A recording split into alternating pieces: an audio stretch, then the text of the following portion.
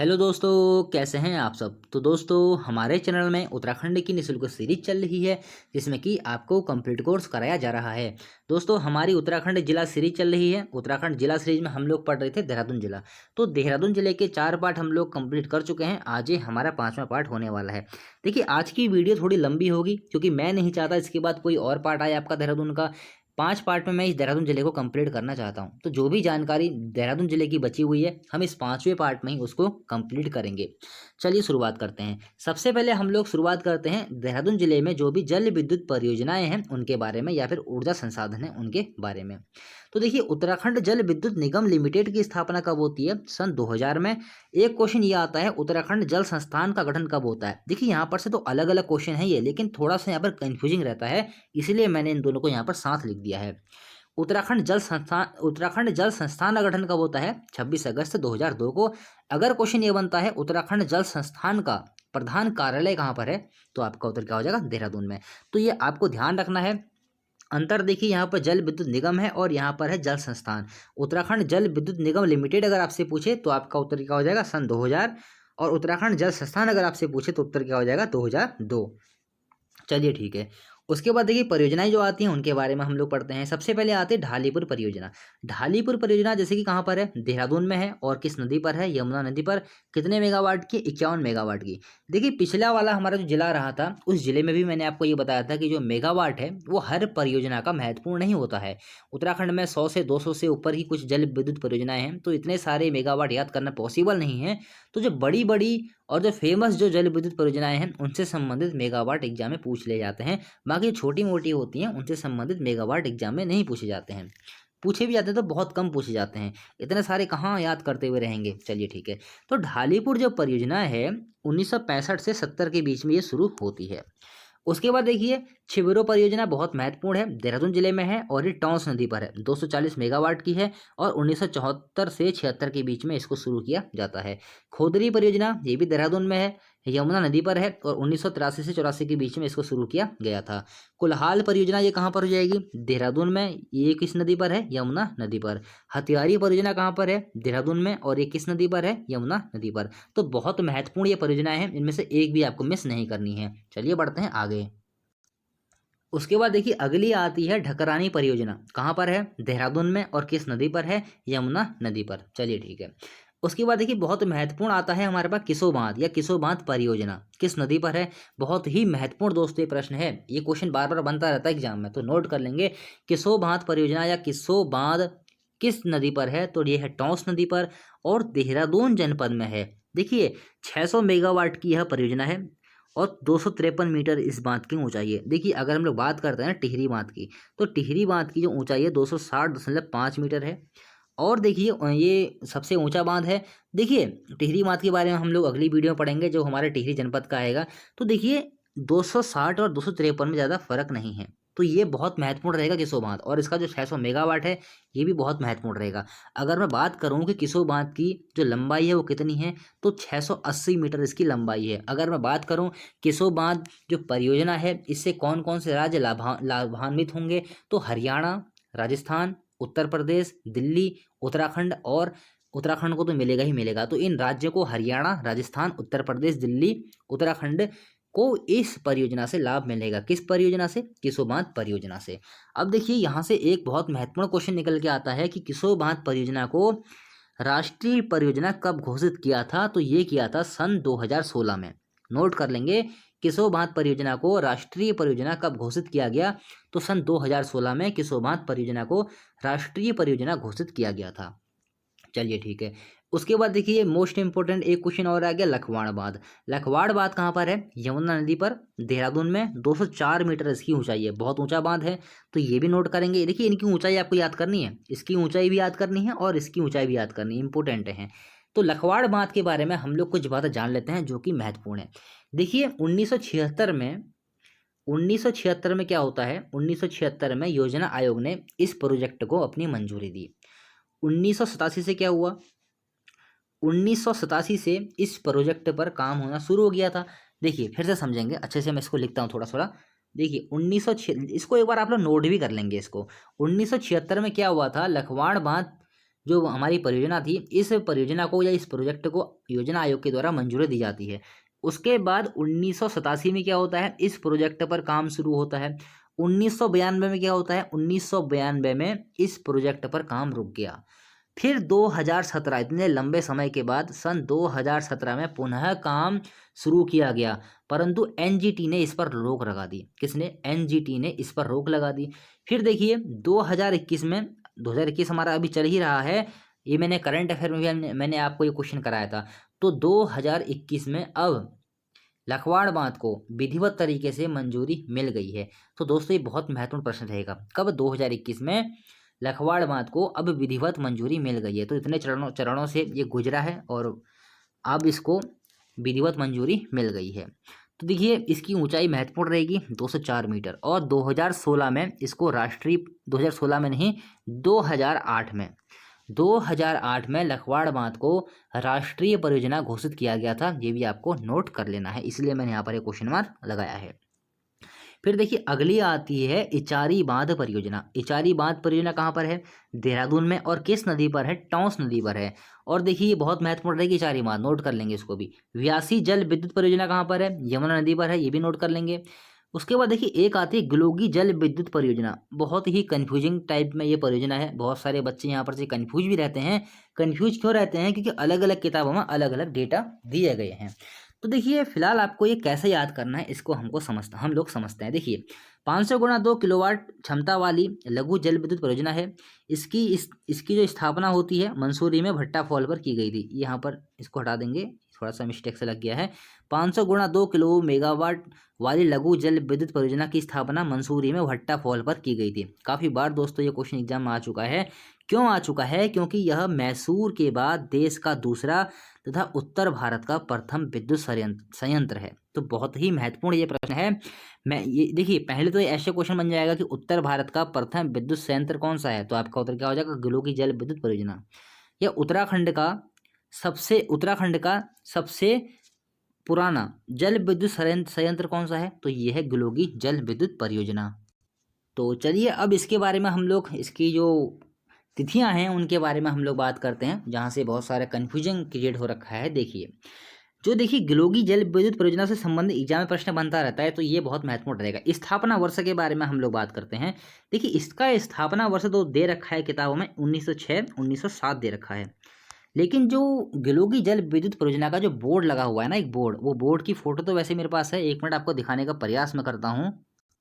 तो ये देखिए ये है वो बोर्ड जो हम देखते हैं ना, जो कोई कार्यालय होता है या फिर जो योजना होती है उसके बाहर एक बोर्ड लगा रहता है कि वो स्थापना उसकी कब हुई थी। तो देखिए वैसे ही देखिए यहाँ पर भी वो लगा हुआ है, और देखिए यहाँ पर लिखा हुआ है गलोगी जल विद्युत गृह, और इसका स्थापना वर्ष देखिए जो यहाँ पर लिखा हुआ है 1907 लिखा हुआ है, 1907।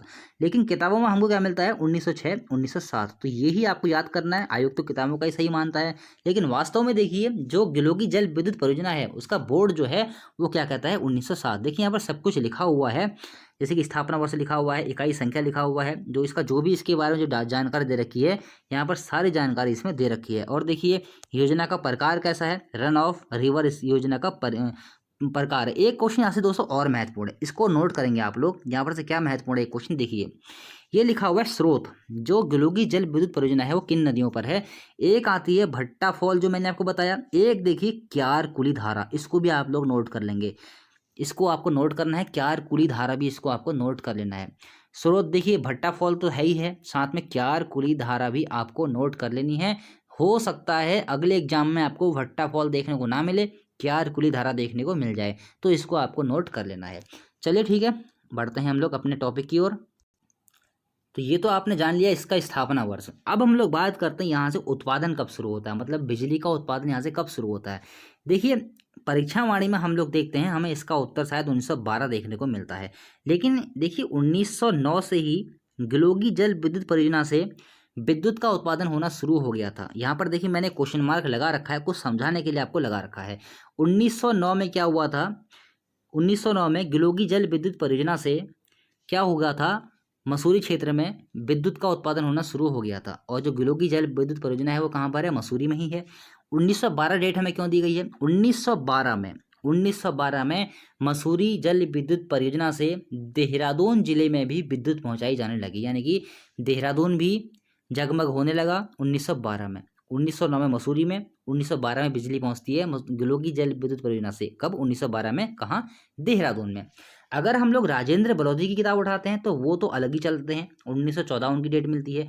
वो ये कहते हैं कि 1914 में यहाँ से जल विद्युत का उत्पादन का कार्य, मतलब बिजली के उत्पादन का कार्य यहाँ पर से शुरू हुआ। लेकिन 1914 तो किसी हाल में सही नहीं है। अगर सोचिए 1907 में भी अगर कोई परियोजना लगनी शुरू होती है तो इतना समय तो नहीं लग सकता है, 7 साल, क्योंकि ये एक बड़ी, उस समय की तो बड़ी ही परियोजना थी ना ये। तो ये 1914 आप लोग इसमें इग्नोर करेंगे इसको। 1909 और 1912 यहाँ पर से आपको 2 ऑप्शन देखने को मिलेंगे एग्जाम में, और दोनों ऑप्शन एक साथ आपके सामने नहीं आएंगे। अगर आएंगे तो आपत्ति लग जाएगी। जो भी ऑप्शन आपको मिल जाए तो आपको क्या करना है, उसी के अकॉर्डिंग आंसर टिक करना है। अगर ऐसा क्वेश्चन बन जाए 1909 में कहाँ बिजली पहुंची, मसूरी में, और 1912 में कहाँ बिजली पहुंची, देहरादून में, ये आपको ध्यान रखना है। उसके बाद देखिए, यह मैसूर के बाद देश का दूसरा तथा उत्तर भारत का प्रथम विद्युत संयंत्र है। चलिए ठीक है, बढ़ते हैं आगे। उसके बाद देखिए, झीलें और तालों की हम लोग बात करते हैं। देहरादून में ज़्यादा झीलें और तालें हैं नहीं, क्योंकि ये मैदानी इलाका है, और मैदानी इलाका तो थोड़ा मैदानी भी है, थोड़ा पहाड़ी भी है, लेकिन ज़्यादा झीलें हैं नहीं। कौन कौन सी हैं? देखिए, चंदबाड़ी झील कहाँ पर है? देहरादून में। चंद्रभागा नदी का उद्गम इसी झील से होता है, नोट कर लेंगे। चंद्रभागा नदी का उद्गम किस झील से होता है? चंदबाड़ी ताल से। कांसुर ताल कहाँ पर है? रायवाला, देहरादून में। उसके बाद देखिए, एक आता है सूर्यधाल झील या परियोजना या बैराज, कैसे भी करके आपके सामने ऑप्शन में आ सकता है। सूर्यधार झील, सूर्यधार परियोजना या सूर्यधार बैराज। ये दोस्तों बहुत महत्वपूर्ण है, क्योंकि देखिए हाल ही में 2020 में इसका लोकार्पण हुआ था। मुख्यमंत्री त्रिवेंद्र सिंह रावत ने इसका लोकार्पण किया था।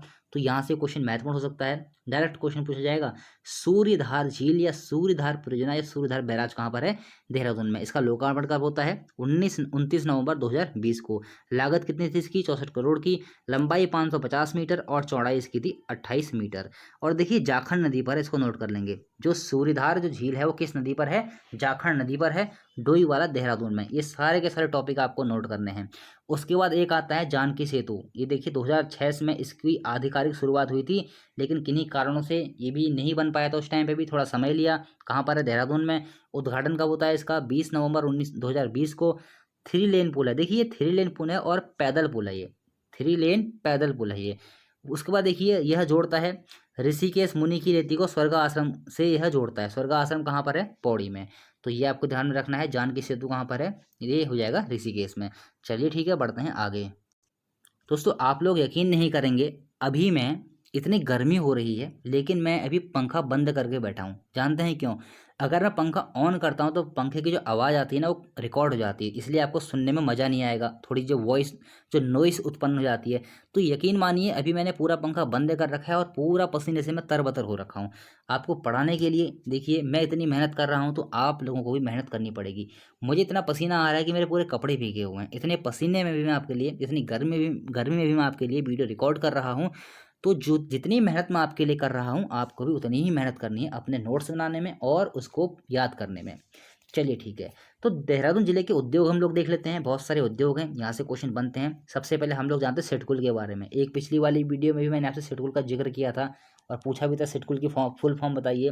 सिडकुल की जो स्थापना होती है 2002 में होती है और देहरादून में होती है। इसकी फुल फॉर्म दोस्तों एग्जाम में पूछ ली जाती है, इसलिए फुल फॉर्म आपको याद रखनी है। State industrial development corporation of Uttarakhand limited, इसकी जो फुल फॉर्म रहेगी नोट कर लेंगे। उसके बाद देखिए, सिडकुल देश का प्रथम औद्योगिक विकास निगम है और सिडकुल द्वारा राज्य में 7 औद्योगिक आस्थानों का विकास किया जा रहा है। हालांकि और भी कुछ निर्माणाधीन है, विकासाधीन है, लेकिन जो वर्तमान में जो है वो 7 ही हैं। फिर देखिए, इन औद्योगिक आस्थानों में उद्योग स्थापित करने के लिए औद्योगिक पैकेज के तहत सरकार ने केंद्रीय उत्पाद शुल्क में 10 वर्ष के लिए 100% छूट व आयकर में 5 वर्ष के लिए 100% छूट रख रखी है। देखिए, होता क्या है ना, जब ये कोई कंपनियां आती हैं तो उनको छूट मिलती है, जैसे कि 10 वर्ष के लिए, 5 वर्ष के लिए। जैसे ही इनको 10 वर्ष या 5 वर्ष पूरे होने लगते हैं तो बाद में बेवफाई दिखाने लगती हैं। बेवफा हम लोग इन कंपनियों को कह सकते हैं, क्योंकि जैसे ही इनको छूट समाप्त होती है ये लोग अपना बोरिया बिस्तर बांध के यहाँ से बंद हो जाते हैं। जैसे कि मैं अपने क्षेत्र की बात बताऊं, यहाँ पर भी हमारे वहाँ एक सिडकुल है।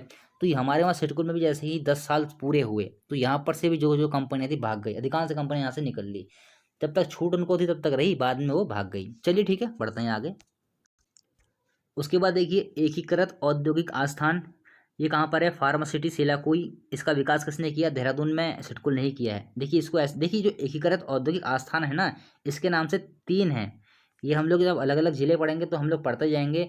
तो ये तीन है। तो एकीकृत औद्योगिक आस्थान सेलाकुई का विकास देहरादून में सिडकुल नहीं किया है, इसको आपको नोट करना है। और जो ये सेलाकुई में जो सिडकुल के द्वारा एकीकृत औद्योगिक आस्थान की स्थापना की गई है, मैंने आपको बताया ना उत्तराखंड में 7 औद्योगिक आस्थान है, तो इनमें से सबसे छोटा यही है।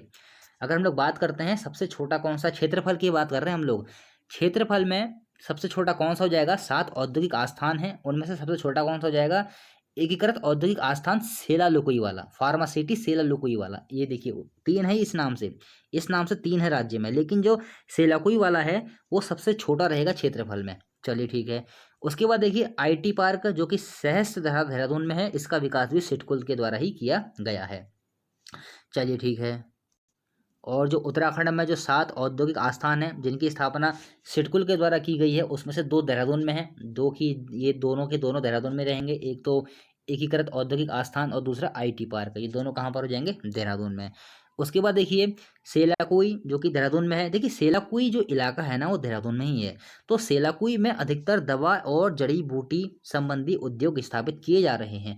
अगर क्वेश्चन दोस्तों ऐसा बनता है उत्तराखंड के एग्जाम में कि उत्तराखंड में किस जगह अधिकतर दवा और जड़ी बूटियां संबंधी उद्योग स्थापित किए जा रहे हैं, तो आपका उत्तर क्या हो जाएगा? सेलाकुई में। और अगर देखिए 7 औद्योगिक आस्थान हैं उत्तराखंड में, 7 औद्योगिक आस्थान में से दो तो हो गए कहाँ पर? हमारे देहरादून में। और देखिए जो सेलाकुई हो जाएगा, यहाँ पर क्या रहेगा? ये किसके लिए प्रसिद्ध रहेगा? दवा और जड़ी बूटी संबंधी उद्योगों के लिए। तो ये छोटे छोटे दोस्तों क्वेश्चन हैं, ये आपको ध्यान में रखने हैं। और देखिए एक क्वेश्चन दोस्तों, यहाँ से एक क्वेश्चन और नोट करेंगे। 7 औद्योगिक आस्थानों में से सबसे कम उद्योगों वाला औद्योगिक आस्थान कौन सा है? तो ये आईटी पार्क रहेगा। क्षेत्रफल में सबसे छोटा कौन सा हो जाएगा? सेलाकुई वाला। अगर हम देखिए दो क्वेश्चन यहाँ से बन रहे हैं। अगर क्वेश्चन ऐसा बनता है उत्तराखंड में 7 औद्योगिक आस्थानों में से क्षेत्रफल की दृष्टि से सबसे छोटा औद्योगिक आस्थान कौन सा है, तो आपका उत्तर क्या हो जाएगा? एकीकृत औद्योगिक आस्थान, जो कि फार्मासिटी सेलाकुई वाला है। अगर क्वेश्चन ये बनता है उद्योगों की दृष्टि से, मतलब स्थापित उद्योगों की दृष्टि से सबसे छोटा औद्योगिक आस्थान राज्य का कौन सा है, तो आपका उत्तर क्या हो जाएगा? IT park. देखिए यहाँ पर कुल मिलाकर 28 उद्योग हैं यहाँ पर कुल मिलाकर, तो ये आपको याद रखना है। और जो एकीकृत औद्योगिक आस्थान जो फार्मासिटी सेलाकुई में है, इसका जो क्षेत्रफल है 50 एकड़ भूमि पर ये बसा हुआ है। चलिए ठीक है। उसके बाद देखिए अन्य मध्यम उद्योगों की हम लोग बात कर लेते हैं। देखिए Indian drugs and pharmaceutical limited कहाँ पर हो जाएगा? वीरभद्र ऋषिकेश, जो कि देहरादून में है। हिंदुस्तान एंटीबायोटिक्स लिमिटेड कहाँ पर है? ऋषिकेश में। जड़ी बूटी उद्योग केंद्र, ये कहाँ पर है? सेलाकुई, देहरादून में। देखिए जड़ी बूटी वाले जो भी आएंगे ना, वो सेलाकुई में ही रहेंगे। उसके बाद देखिए ऑर्डिनेंस फैक्ट्री कहाँ पर हो जाएगी? रायपुर, देहरादून में।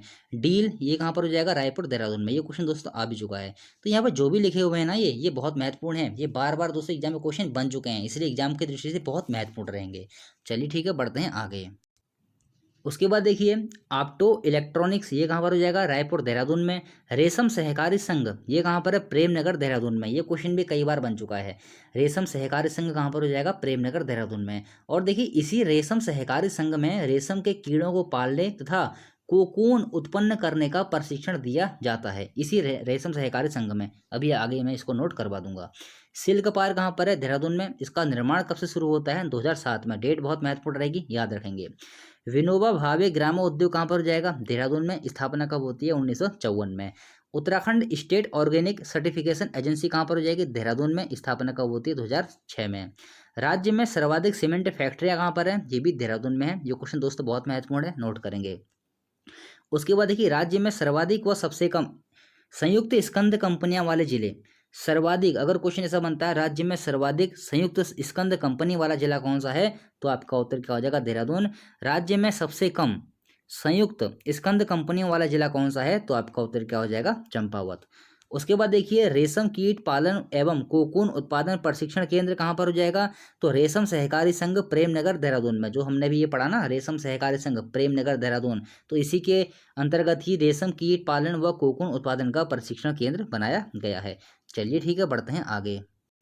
उसके बाद हम लोग बात करते हैं देहरादून जनपद के खनिज संपदा की। वैसे तो देहरादून क्षेत्र में हर प्रकार का खनिज हमको कुछ ना कुछ मात्रा में देखने को मिलता ही है, लेकिन जो महत्वपूर्ण है हम लोग उस पर चर्चा करते हैं। देखिए, सबसे पहले हम लोग बात करते हैं चूने की। तो देखिए, देहरादून में कालसी के पास स्थित मंदारम क्षेत्र, देखिए मंदारम क्षेत्र नोट करेंगे, तथा बारकोट क्षेत्र, ये बारकोट क्षेत्र आपको नोट करना है, में उत्तम किस्म के चूने पत्थर का पर्याप्त भंडार है। यह सीमेंट उत्पादन के लिए उत्तम श्रेणी का पत्थर है। तो क्वेश्चन ऐसे बन जाते हैं दोस्तों, जैसे कि आपके सामने ऐसे क्वेश्चन बनेगा, चूना पत्थर मंदारम और बारकोट, यहाँ पर इसका बहुत ही अत्यधिक भंडार है या पर्याप्त भंडार है, यह स्थल कहाँ पर है, ऐसे क्वेश्चन बनेगा। तो आपका उत्तर क्या हो जाएगा, ये दोनों स्थल कहाँ पर हो जाएंगे, देहरादून में। तो मंदारम और बारकोट जो देहरादून में ये स्थल हैं, यहाँ पर चूने पत्थर का पर्याप्त भंडार है, इसलिए ये महत्वपूर्ण रहेंगे आने वाले एग्जाम के लिए।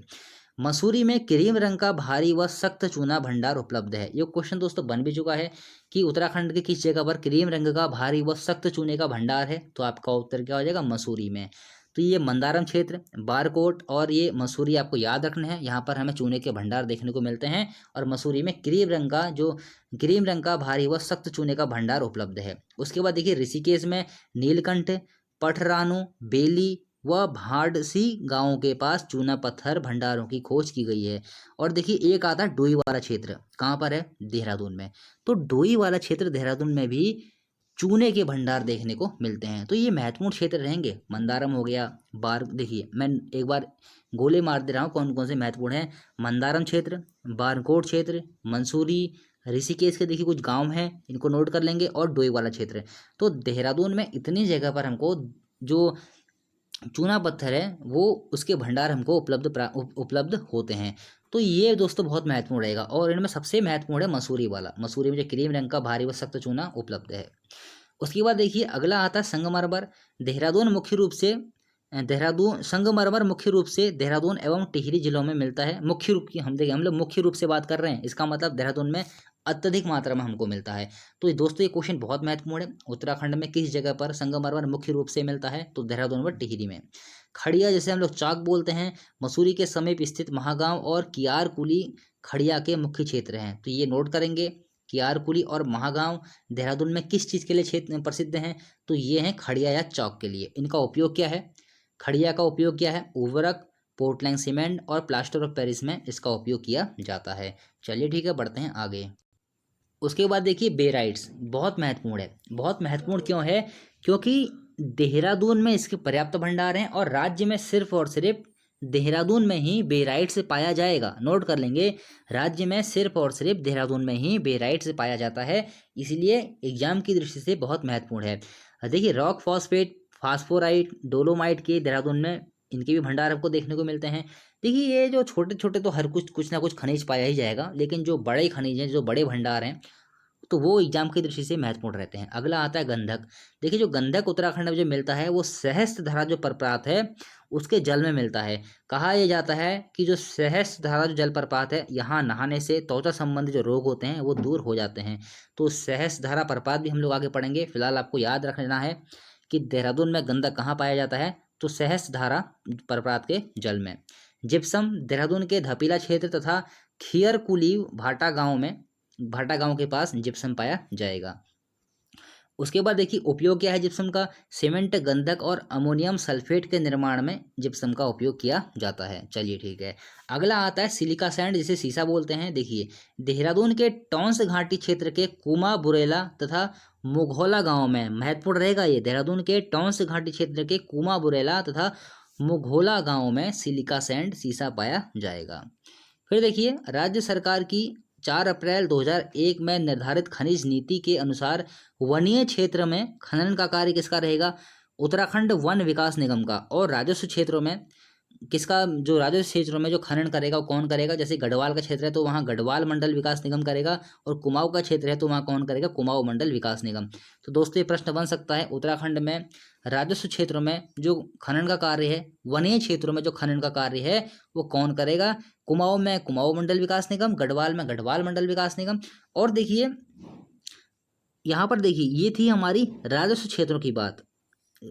अगर बात ये आती है कि वनीय क्षेत्रों में खनन का कार्य कौन करेगा, देखिए यहाँ पर से फिर से समझेंगे, वनीय क्षेत्रों में खनन का कार्य कौन करेगा, तो आपका उत्तर हो जाएगा उत्तराखंड वन विकास निगम वनीय क्षेत्रों में खनन का कार्य करेगा। अगर क्वेश्चन ये बनता है कि राजस्व क्षेत्रों में खनन का कार्य कौन करेगा, तो गढ़वाल क्षेत्र में गढ़वाल मंडल विकास निगम और कुमाऊं क्षेत्र में कुमाऊं मंडल विकास निगम। चलिए बढ़ते हैं आगे। उसके बाद देखिए हम लोग बात करते हैं जलप्रपात के बारे में, इनको वाटरफॉल भी हम लोग बोलते हैं अंग्रेजी में। देखिए सबसे पहला आता है सहस्त्रधारा, देहरादून में है और बाल्दी नदी पर ही है ये दोस्तों महत्वपूर्ण है। ये नदी आपसे पूछ लेता है एग्जाम में कि जो सहस्त्रधारा जो जलप्रपात है किस नदी पर है, तो बाल्दी नदी के पास ही है और उसी नदी पर है। यहाँ का जल गंधक युक्त है, मैंने आपको बताया था, और यहाँ पर नहाने से क्या होता है, त्वचा संबंधी रोग जो है वो दूर हो जाते हैं, ऐसा बताया गया है। अगला आता है देखिए टाइगर फॉल। टाइगर फॉल कहाँ हो जाएगा, ये हो जाएगा देहरादून में, 50 मीटर यह ऊंचा है। फिर उसके बाद देखिए आता है मोईगाड़ फॉल और किमोना फॉल, ये कहाँ पर हो जाएंगे, चक्राता देहरादून में। अगला देखिए आता है शिखर फॉल। शिखर फॉल कहाँ पर है, राजपुर देहरादून में। देखिए रिस्पना नदी पर है, इसको नोट कर लेंगे, ये किस नदी पर है, रिस्पना नदी पर। कौन सा, शिखर फॉल, शिखर फॉल है रिस्पना नदी पर। अगला आता है मासी जलप्रपात। मासी जलप्रपात कहाँ पर हो जाएगा, मसूरी में। देखिए यहाँ पर से एक और, जो हियर से फॉल भी इसको कहा जाता है, क्या, हियर से फॉल, किसको, मासी फॉल को हियर से फॉल भी कहा जाता है। एग्जाम में अगर क्वेश्चन ऐसा बनता है कि हियर से फॉल कहाँ पर है, तो भी आपका उत्तर क्या हो जाएगा, मसूरी के पास ही। और मासी फॉल कहाँ पर है, तो ये भी मसूरी के पास में ही है। झंडी पानी फॉल कहाँ पर है, ये भी मसूरी में है। भट्टा प्रपात और हार्डी प्रपात कहाँ पर है, मसूरी में। देखिए उत्तराखंड की जो परीक्षा वाणी है, एक जगह ये दे रखा है कि भट्टा प्रपात हार्डी प्रपात मसूरी में है, एक जगह दे रखा है कि ये टिहरी में है, लेकिन ये मसूरी में ही है। अगला आता है पटना प्रपात। पटना प्रपात कहाँ पर है, तो ये है ऋषिकेश में। गरुड़ चट्टी व फूल चट्टी झरना कहाँ पर है, ये ऋषिकेश में है। नीर गड्ढू जलप्रपात कहाँ पर है, ये ऋषिकेश पौड़ी में है। ध्यान से सुनेंगे, मैंने आपको बताया ना ऋषिकेश जो पहली वाली है, जो जिसमें हम लोग ऋषिकेश हमने पढ़ा था, तो वहाँ मैंने आपको ये बताया था जो ऋषिकेश है वो देहरादून में है, अधिकांश हिस्सा देहरादून में है, कुछ हिस्सा पौड़ी में है, कुछ हिस्सा टिहरी में है। तो जो नीर गड्ढू जो जलप्रपात है वो ऋषिकेश पौड़ी में स्थित है। अगला आता है गौतम कुंड। गौतम कुंड कहाँ हो जाएगा, देहरादून में। चलिए ठीक है, बढ़ते हैं आगे। फिर देखिए कुछ संगम स्थल हैं देहरादून के, संगम स्थल, इनके बारे में हम लोग बात करते हैं। देखिए जैसे कि लाखा मंडल कहाँ पर है, देहरादून में, किन नदियों के संगम पर है, यमुना प्लस रिखवाड़ नदी, ये दोस्तों महत्वपूर्ण रहेंगे। लाखा मंडल जैसे कि पौराणिक दृष्टि से ही बहुत महत्वपूर्ण है, काफ़ी बार दोस्तों एग्जाम में आ भी चुका है कि लाखा मंडल कहाँ है, देहरादून में ही है। लाक्षागृह महाभारत से संबंधित है, क्योंकि ऐसा कहा जाता है कि महाभारत में जिस समय कौरवों ने, जो दुर्योधन था उसने पांडवों को मारने की साजिश रची थी और लाक्षागृह बनाया था, लाखागृह, तो वो यही लाखा मंडल से लगाया जाता है उसका उद्देश्य। तो लाखा मंडल जो है यमुना प्लस रिखवाड़ नदियों के संगम पर रहेगा। डाक पत्थर एक जगह है देहरादून में ही, यमुना प्लस टॉन्स नदी के संगम पर रहेगा। चक्राता टॉन्स प्लस पावर नदी के संगम पर रहेगा। ऋषिकेश गंगा प्लस चंद्रभागा नदी के संगम पर रहेगा। तो ये संगम बार बार एग्जाम में पूछे गए हैं, इसलिए ये महत्वपूर्ण है। अब देखिए अन्य, मैंने यहाँ पर लिखा हुआ अन्य, ये अन्य क्या है। देखिए अब कुछ प्रश्न ऐसे हैं जो हमारे छूटे हुए हैं, मतलब टॉपिक में हम लोग यहाँ बात नहीं करेंगे, टॉपिक हमारे समाप्त हो गए। अब यहाँ से मिक्स क्वेश्चन आएंगे कुछ जो कि हमारे छूट गए हैं अलग अलग टॉपिक के, तो उनको हम लोग यहाँ पर कवर करेंगे। जैसे कि मैंने आपको बताया ना पिछली वाली वीडियो में सर्चिंग रह गई है, एक लास्ट वाली वीडियो में क्या होता है, सर्चिंग लगाई जाती है। उस सर्चिंग में ये देखा जाता है कि कौन कौन से प्रश्न छूट गए हैं, तो बस वो यही सर्चिंग है, और कौन कौन से हमारे प्रश्न छूट गए हैं, वो जो भी प्रश्न हमारे छूट गए हैं उनको हम लोग यहाँ पर कवर करेंगे। तो देखिए ऋषिकेश में गंगा नदी पर स्थित राम व लक्ष्मण झूला पुल किनको जोड़ते हैं, तो देहरादून व पौड़ी जिलों को। दोस्तों बहुत महत्वपूर्ण प्रश्न है आने वाले एग्जाम के लिए कि जो ऋषिकेश में गंगा नदी पर जो पुल बनाया गया है, पुल स्थित राम व लक्ष्मण झूला पुल, वो किन दो जगहों को जोड़ते हैं, तो देहरादून व पौड़ी जिलों को ये जोड़ते हैं। उसके बाद देखिए भारत का एडिनबरा, पर्वतों की रानी, और गंगोत्री व यमुनोत्री का प्रवेश द्वार, और दून का ताज, ये किसके उपनाम है, मसूरी के। देखिए वैसे मसूरी के उपनाम मैंने आपको पढ़ाए थे, वहाँ पर से जैसे कि भारत का एडिनबरा रह गया था और दून का ताज रह गया था, पर्वतों की रानी तो मैंने आपको बताया था, और गंगोत्री व यमुनोत्री का प्रवेश द्वार भी मैंने आपको बताया था, लेकिन दून का ताज और भारत का एडिनबरा रह गया था, तो इनको आपको ऐड कर देना है। ये किनके उपनाम हो जाएंगे, मसूरी के। उसके बाद देखिए उत्तर भारत का पहला सिनेमाघर, नया क्वेश्चन है देखिए, उत्तर भारत का पहला सिनेमाघर कौन सा है, द इलेक्ट्रिक पैलेस, जो कि मसूरी में था। 1914 में ये शुरू होता है और 1990 में ये बंद होता है। तो नई वाली परीक्षा वाणी आई है ना, वहाँ ये क्वेश्चन दिया हुआ है, उत्तर भारत का पहला सिनेमाघर कहाँ पर था, मसूरी में, द इलेक्ट्रिक पैलेस उसका नाम था। 1914 में ये शुरू हुआ और 1990 में ये बंद हो गया। तो ये बहुत महत्वपूर्ण रहेगा आने वाले एग्जाम के लिए, भारत का उत्तर भारत का, देखिए उत्तर भारत का पहला सिनेमाघर 1914 में मसूरी में शुरू होता है द इलेक्ट्रिक पैलेस के नाम से। चलिए बढ़ते हैं आगे। उसके बाद देखिए अगला आता है राज्य में ऊन विश्लेषण प्रयोगशाला की स्थापना।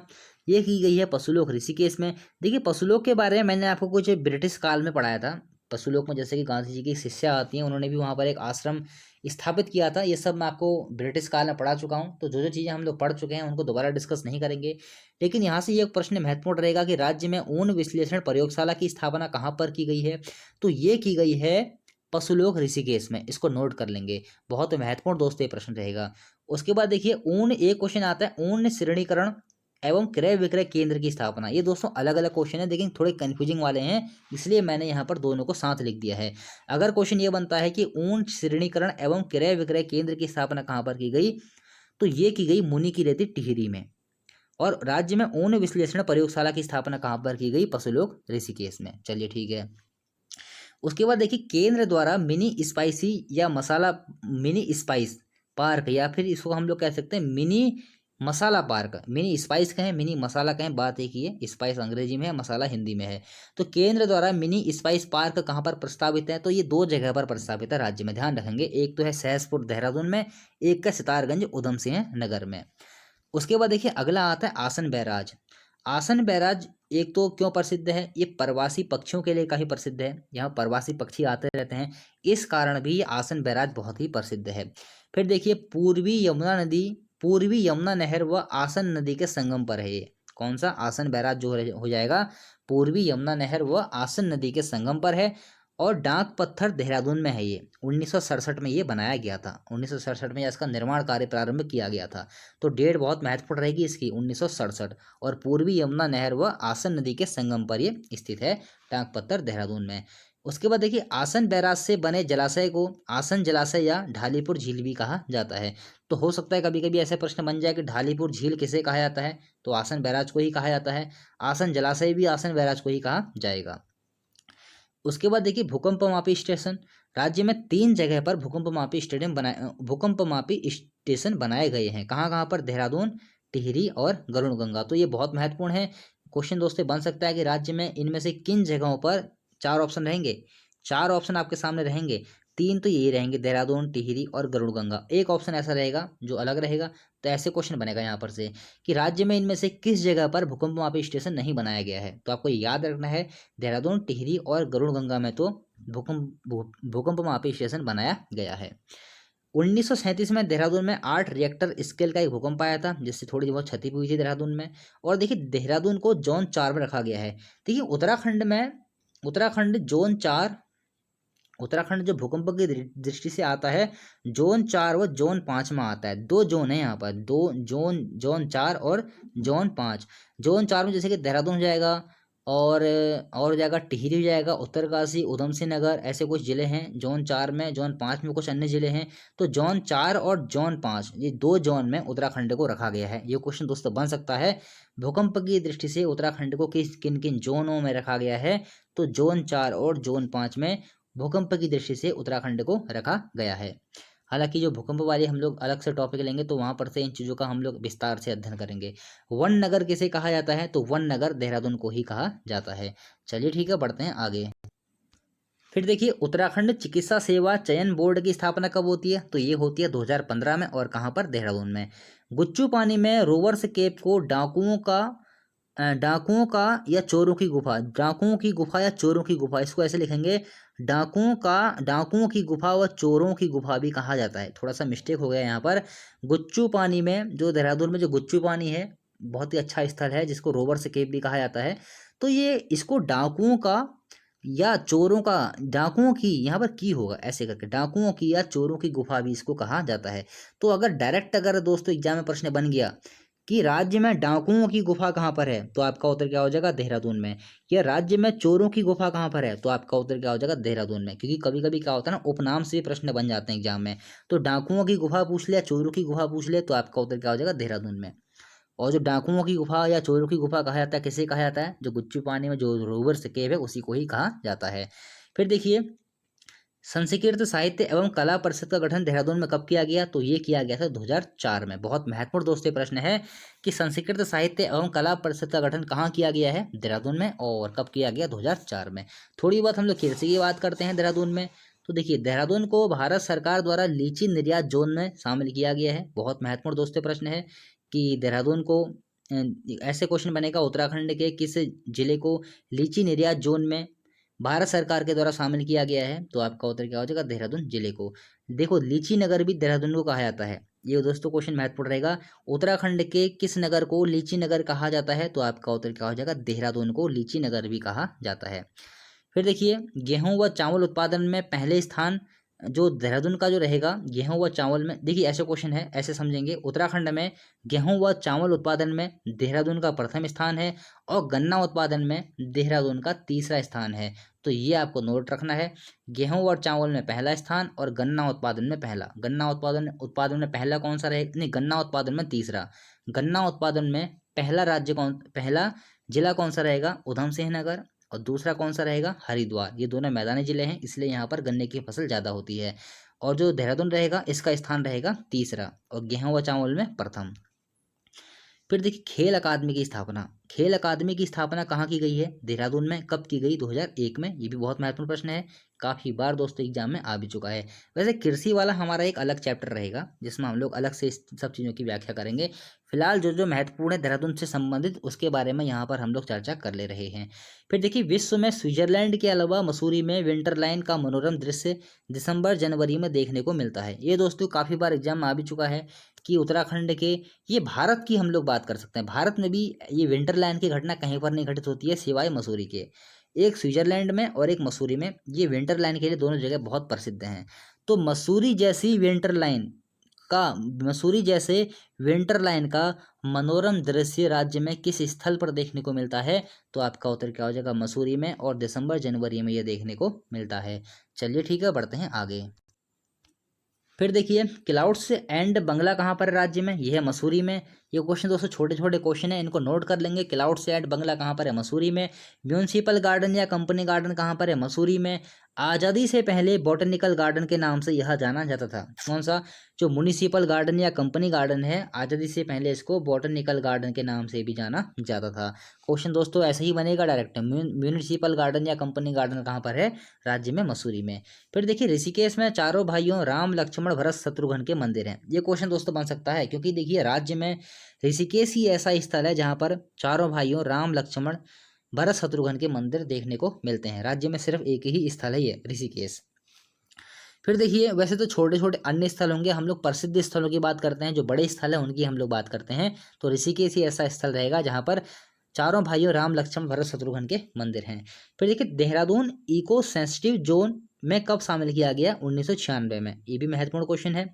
उसके बाद देखिए दोस्तों, थोड़ा सा 1 मिनट रोटेट हो गया, इसको सही कर लेते हैं। हाँ, तो देखिए, लाइक एंड सब्सक्राइब आपको करना है। चैनल में जो भी आप लोग नए लोग जुड़े हुए हैं, अगर आपने चैनल को सब्सक्राइब नहीं किया है तो आप लोग चैनल को सब्सक्राइब कर लेंगे और वीडियो को लाइक कर लेंगे, ताकि मुझे पता लगता रहे आप लोगों को वीडियो पसंद आ रही है। फिर देखिए, शहीद दुर्गामल योगा पार्क कहाँ पर है राज्य में? तो ये है गढ़ीकैंट, देहरादून में। स्थिर भावों पर सर्वाधिक व सबसे कम आर्थिक विकास दर वाला जिला कौन सा है? देहरादून में। देखिए, स्थिर भावों पर सर्वाधिक, अगर क्वेश्चन ऐसे बनता है एग्जाम के लिए, महत्वपूर्ण प्रश्न है, जहाँ तो सुनेंगे। स्थिर भावों पर सर्वाधिक आर्थिक विकास दर वाला जिला राज्य का कौन सा है? 2016-17 के अनुसार तो ये है देहरादून में। नवीनतम आंकड़े अभी तक यहीं पर हमको प्राप्त होते हैं। नवीनतम आंकड़े 2016-17 तक के ही अभी तक हमको प्राप्त हुए हैं। तो अगर क्वेश्चन बनता है स्थिर भावों में सर्वाधिक आर्थिक विकास दर वाला जिला कौन सा है? तो देहरादून। और स्थिर भावों में सबसे कम आर्थिक विकास दर वाला जिला कौन सा है? तो ये हो जाएगा चंपावत। फिर देखिए, कालसी को जौनसार बाबर का प्रवेश द्वार भी कहा जाता है, इसको भी नोट कर लेंगे। कालसी हम लोग पढ़ चुके हैं पहली वाली वीडियो में ही, बहुत ही डिटेल से हमने इसको पढ़ा था। इसको आप लोग देख लेंगे, बहुत ही महत्वपूर्ण है आने वाले एग्जाम के लिए भी। तो कालसी को जौनसार बाबर का प्रवेश द्वार भी कहा जाता है। देखिए, कालसी में प्राचीन स्थल बाड़वाला है, एक बाड़वाला स्थल है जो कि जगत ग्राम में स्थित है। ये जगत ग्राम दोस्तों बहुत महत्वपूर्ण है, इसको नोट करेंगे, क्योंकि जो जगत ग्राम रहेगा ना, यहाँ पर कुछ हमको मतलब जो पुराने ज़माने के हम लोग कह सकते हैं, जो पौराणिक एक प्रकार से हम लोग देख सकते हैं, तो वहाँ पर से खुदाई में कुछ चीज़ें मिली हैं। तो पूछ सकता है कि जगतग्राम कहाँ पर है, तो आपको याद रखना है कालसी देहरादून में ही है ये। देखिए हुआ क्या था, 1953-54 में यहाँ पर खुदाई हुई थी और खुदाई में वाड़ से गन्य वंश के राजा सील वर्मन नामक राजा के चौथे अश्वमेध यज्ञ के अवशेष प्राप्त हुए थे। कहाँ पर से, जगतग्राम में खुदाई हुई थी 1953-54 में। और वाड़ से गन्य वंश के जो राजा थे, राजा सील वर्मन, इनके यहाँ से चौथे अश्वमेध यज्ञ के कुछ अवशेष प्राप्त हुए थे। तो ये महत्वपूर्ण रहेगा जगतग्राम। जगतग्राम कहाँ पर रहेगा, कालसी देहरादून में। चलिए ठीक है, बढ़ते हैं आगे। फिर देखिए अशोक आश्रम कहाँ है, यह है कालसी में, और धर्मदेव शास्त्री द्वारा इसको स्थापित करवाया गया था। रामताल गार्डन कहाँ पर है, देखिए रामताल गार्डन वैसे तो मैं आपको पढ़ा चुका हूँ, वहां पर से एक टॉपिक छूट गया था। क्या छूटा था, देखिए वीर केसरी चंद की स्मृति में यहाँ मेला लगता है। क्वेश्चन दोस्तों अगर बने कि वीर केसरी चंद की स्मृति में उत्तराखंड में कहाँ पर मेला लगता है, तो आपका उत्तर क्या हो जाएगा, रामताल गार्डन में। देखिए इनको जो फांसी दी गई थी 3 मई 1945 को इनको फांसी दी गई थी, और इन्हीं की स्मृति में 3 मई 1945 को इनको फांसी दी गई थी। तो इसीलिए 3 मई को ही प्रत्येक वर्ष यहाँ पर मेला मनाया जाता है रामताल गार्डन में, वीर केसरी चंद्र की स्मृति में। चलिए ठीक है। फिर देखिए जौनसार बाबर, कालसी, चक्राता, त्यूनी तहसील इसके अंतर्गत आते हैं। वैसे शायद मैं आपको करवा चुका हूँ, ये मैंने यहाँ पर दोबारा लिख दिया है, फिर भी नोट कर लेंगे। उसके बाद देखिए त्यूनी, त्यूनी कहाँ पर है, देहरादून में, टॉन्स नदी के किनारे पर है, इसको नोट करेंगे। त्यूनी किस नदी के किनारे पर है, तो त्यूनी टॉन्स नदी के किनारे पर है। अगला दोस्तों क्वेश्चन आता है, थोड़ा डाउटफुल क्वेश्चन है, गुरु रामराय। हालांकि इसके बारे में पहले ही टीका टिप्पणी कर चुका हूं इस पर, लेकिन यहाँ पर से एक तथ्य जो सामने आया है उसको आपको देख लेना है। देखिए पिछली वाली वीडियो या उससे पिछली वाली वीडियो में मैंने आपको गुरु रामराय के बारे में पढ़ाया था कि गुरु रामराय आते हैं फतेहपति शाह के दरबार में। लेकिन देखिए इसके बारे में जो मूल फैक्ट है उसके बारे में हम लोग बात करते हैं। जो गुरु रामराय जो श्रीनगर आते हैं 1675 में आते हैं, और फतेहपति शाह के दरबार में आते हैं। 1675 में श्रीनगर में आते हैं और फतेहपति शाह के दरबार में ये आते हैं। और इनको कुछ गांव हम लोग ने देखा था, 3 गांव इनको तीन ग्राम इनको दान में दिए गए थे फतेहपति शाह के द्वारा। तो ये आप लोग समझ गए। उसके बाद देखिए क्या है, उसके बाद देहरादून कब आते हैं, 1676 में ये आते हैं देहरादून। 1675 में ये आए थे श्रीनगर में, 1676 में ये आते हैं देहरादून में। और देखिए ये श्रीनगर में नहीं, सॉरी थोड़ा मिस्टेक हो गया, जो इनको गांव दान में दिए जाएंगे ना वो देहरादून में दिए जाएंगे, श्रीनगर में नहीं दिए जाएंगे। देखिए फिर से समझते हैं। जो गुरु राम राय हैं वो श्रीनगर आते हैं 1675 में, फतेहपति शाह के दरबार में आते हैं। 1676 में पुनः से ये देहरादून आते हैं, और देहरादून में फतेहपति शाह के द्वारा इनको 3 गांव और कुछ अन्य जमीन इनको दान में दी जाती है। 3 गांव मैंने आपको लिखवा चुका हूँ, दूसरी या तीसरी वीडियो थी वहाँ पर मैंने आपको वो सब लिखवा दिया था। तो ये क्लियर हो गया। 1675 में आएंगे श्रीनगर में, और 1676 में आएंगे देहरादून में। अभी 1699 कहाँ है, मतलब 1699 है क्या, देखिए परीक्षा वाणी में तो यही दे रखा है कि जो गुरु राम राय आते हैं 1699 में आते हैं और एक गुरुद्वारे का निर्माण करते हैं। अब देखिए आयोग भी जो है ना इसी को सही मानता है। आयोग की हम लोग बात कर रहे हैं, आयोग तो आयोग ही है, उस पर तो हम कुछ कह ही नहीं सकते हैं। लेकिन 1687 में किताबों में ये लिखा हुआ है, एक किताब में देख रहा था 1687 में गुरु राम राय की मृत्यु हो गई थी, ऐसा किसी किताब में लिखा हुआ है। तो बताइए 1699 में गुरु राम राय कैसे आ जाएंगे, तो ये भी सोचने वाली बात है। लेकिन देखिए मैंने आपके सामने सारे ऑप्शन दे रखे हैं, यहाँ पर 3 ऑप्शन दे रखे हैं, तो यहाँ पर से एग्जाम में आपसे कैसे भी तरीके से पूछा जा सकता है। तो ये आपको यहाँ पर से थोड़ा सा रहना पड़ेगा तैयार इसके लिए। तो तीनों चीज़ें आपको याद करनी है यहाँ पर। अब देखिए तीनों ऑप्शन आपके सामने नहीं रखे जाएंगे एग्जाम में। अगर एग्जाम में 3 ऑप्शन रखे जाएंगे तो क्या होगा, एग्जाम में क्या होगा, ऐसे क्वेश्चन में क्या होता है बाद में आपत्ति लगती है और ऐसे क्वेश्चन हटाने पड़ते हैं। तो एक ऑप्शन आपको मिलेगा, हो सकता है परीक्षा वाणी का ले लें तो 1699 आपसे पूछा जाएगा, अन्य किताबों का डाटा लेंगे तो ये वाले आपको ऑप्शन वहाँ पर देखने को मिलेंगे। उसके बाद आता है खलंगा स्मारक। खलंगा स्मारक कहाँ पर है, ये भी देहरादून में है। वैसे खलंगा के बारे में हम लोग पढ़ चुके हैं, जब हम लोग ब्रिटिश काल पढ़ रहे थे खलंगा स्मारक के बारे में हमने पढ़ा था। चलिए ठीक है। राजपुर नहर कहाँ पर है, ये भी देहरादून में है। देखिए राजपुर नहर जो संबंधित रहेगा पृथ्वीपति शाह और महारानी कर्णावती के समय, हम लोग पढ़ चुके हैं ना ये सब चीज़ें। राजपुर केनाल जो थी वो कर्णावती ने ही इसका निर्माण करवाया था। पृथ्वीपति शाह उसमें राजा था। तो राजपुर नहर महत्वपूर्ण रहेगा कहाँ पर है, देहरादून में। कर्णावती वाला हमारा एक चैप्टर आया था पवार वंश में, तो वहाँ पर हमने इसको कवर किया था। फिर देखिए देहरादून घंटाघर का निर्माण किसने करवाया, ये भी आपको करवा चुका हूँ मैं। देहरादून घंटाघर आपको मैं पढ़ा चुका हूँ, लेकिन यहाँ पर कुछ क्वेश्चन रह गए थे, उनको नोट कर लेंगे। देखिए देहरादून घंटाघर का निर्माण कुंवर आनंद सिंह ने करवाया था, इसको नोट कर लेंगे। देहरादून घंटाघर का निर्माण किसने करवाया था, कुंवर आनंद सिंह ने 1948 में करवाया था। और ये इन्होंने अपने पिता बलवीर सिंह की स्मृति में करवाया था, इसीलिए इसका जो नाम है, एक देहरादून घंटाघर का नाम, इसको बलवीर टावर भी कहा जाता है। तो कुंवर आनंद सिंह ने 1948 में अपने पिता बलवीर सिंह की स्मृति में देहरादून घंटाघर का निर्माण करवाया, इसको बलवीर टावर के नाम से भी जाना जाता है। 1948 में क्या हुआ था, सरोजनी नायडू के द्वारा इसका शिलान्यास किया गया था देहरादून घंटाघर का। और 1953 में लाल बहादुर शास्त्री के द्वारा इसका उद्घाटन किया गया था। सब कुछ लिखवा चुका हूँ आपको देहरादून घंटाघर के बारे में, जो हमारी पिछली वीडियो रही थी। फिर देखिए मोहंड पास जो एक दर्रा है, इसके बारे में हम लोग देखते हैं, ये किस किस के मध्य में स्थित है। ये दोस्तों महत्वपूर्ण है, ये देहरादून में ही है, लेकिन ये किन के मध्य में है, ये देहरादून व सहारनपुर के मध्य में है, इसको नोट कर लेंगे। जो मोहंड पास जो दर्रा रहेगा वो देहरादून व सहारनपुर के मध्य में है। चलिए ठीक है, बढ़ते हैं आगे। उसके बाद देखिए आर्कियोलॉजिकल सर्वे ऑफ इंडिया और botanical survey of India, Bharat और साथ ही में भारतीय भूगर्भिक संस्थान, ये 3 संस्थान हैं। Archaeological survey of India, botanical survey of India और भारतीय भूगर्भिक संस्थान, ये कहाँ पर हो जाएंगे, देहरादून जनपद में। उसके बाद देखिए इंडियन फोटो इंटरप्रिटेशन इंस्टीट्यूट और जूलॉजिकल सर्वेक्षण संस्थान, ये कहाँ पर हो जाएंगे, देहरादून में। तिब्बतियन मंदिर कहाँ पर हो जाएगा, ये भी देहरादून में हो जाएगा। ये तिब्बती बौद्ध जो हैं उनसे संबंधित मंदिर है, तो ये दोस्तों महत्वपूर्ण रहेगा। तिब्बतियन मंदिर राज्य में कहाँ पर है, देहरादून में। एक देखिए बाजार आता है सिस्टर बाजार, ये सिस्टर बाजार कहाँ पर हो जाएगा, मसूरी में। देखिए लंढौर बाजार, कुलड़ी बाजार, ये तो आपको करवा ही चुका हूँ मैं, लेकिन सिस्टर बाजार हमारा छूट गया था, तो सिस्टर बाजार नोट कर लेंगे, कहाँ पर हो जाएगा, मसूरी में। फिर देखिए गढ़वाल मंडल विकास निगम का कार्यालय कहाँ पर है, तो ये मसूरी में है, गढ़वाल मंडल विकास निगम का कार्यालय। रक्षा अनुसंधान संस्थान कहाँ पर हो जाएगा, मसूरी में। देखिए एक क्या आता है, रक्षा कृषि अनुसंधान संस्थान, एक है रक्षा कृषि अनुसंधान संस्थान, ये तो है हमारा अल्मोड़ा में। यही देखिए कंफ्यूजिंग वाली चीज़ें होती हैं, इनको नोट करेंगे। रक्षा कृषि अनुसंधान संस्थान कहाँ पर है, अल्मोड़ा में, और रक्षा अनुसंधान संस्थान कहाँ पर है, मसूरी में।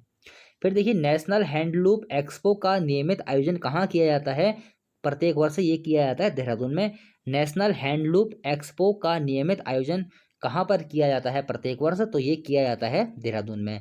National institute of fashion technology की स्थापना कहाँ पर की जानी है, तो ये भी की जानी है देहरादून में। राष्ट्रीय स्तर का कन्वेंशन सेंटर कहाँ पर निर्माणाधीन है, तो ये है ऋषिकेश में। तो दोस्तों इस प्रकार से बहुत सारा मटेरियल मैंने आपको दे दिया देहरादून जनपद का, पूरी कोशिश लगा दी है हर एक चीज़ देहरादून जनपद की आपको कवर करा दूँ। तो देहरादून जनपद हमारा 5 पार्ट में आज कवर हुआ, बहुत टाइम भी लग गया। देखिए टाइम तो लगेगा ही, अगर मेरे साथ आपको पढ़ना है ना, तो थोड़ी जल्दीबाजी कम करनी होगी, क्योंकि अगर मैं जल्दीबाजी में आपको पढ़ाऊंगा ना, तो आपके टॉपिक छूट जाएंगे, तो मुझे भी थोड़ा सर्च करने में टाइम लगता है, इसलिए थोड़ा सा धैर्य रखिए। परीक्षा से पहले आपका जो हमारी सीरीज चल रही है, इसको मैं समाप्त करवा ही दूंगा। दोस्तों आज के लिए इतना ही, मिलते हैं अगली वीडियो में। अगला नया जनपद हमारा जल्दी ही शुरू होगा, और फेसबुक पेज से आप लोग हमारे ऐड हो जाइए, लिंक आपको नीचे डिस्क्रिप्शन में मिल जाएगा। व्हाट्सअप नंबर ही मैंने आपको नीचे दे रखा है, अगर आपको कुछ पूछना होता है, कुछ कन्फ्यूजिंग है, तो आप लोग मुझे मैसेज कर सकते हैं। और साथ ही में वीडियो पसंद आती है तो लाइक कर दिया कीजिए, ताकि मुझे पता लगता रहे आपको वीडियो पसंद आ रही है। और अगर चैनल पर नए हैं, चैनल को सब्सक्राइब नहीं किया है, तो आप लोग चैनल सब्सक्राइब कर लीजिए, और बेल आइकन को प्रेस कर दिया कीजिए। बहुत सारे लोगों की शिकायत रहती है कि नोटिफिकेशन नहीं आता है, तो बेल आइकन को प्रेस कर दीजिए, आपको नोटिफिकेशन प्राप्त होना शुरू हो जाएगा। तो दोस्तों आज के लिए इतना ही, मिलते हैं अगली वीडियो में। अगर वीडियो पसंद आई हो तो लाइक कीजिए और चैनल को सब्सक्राइब कीजिए।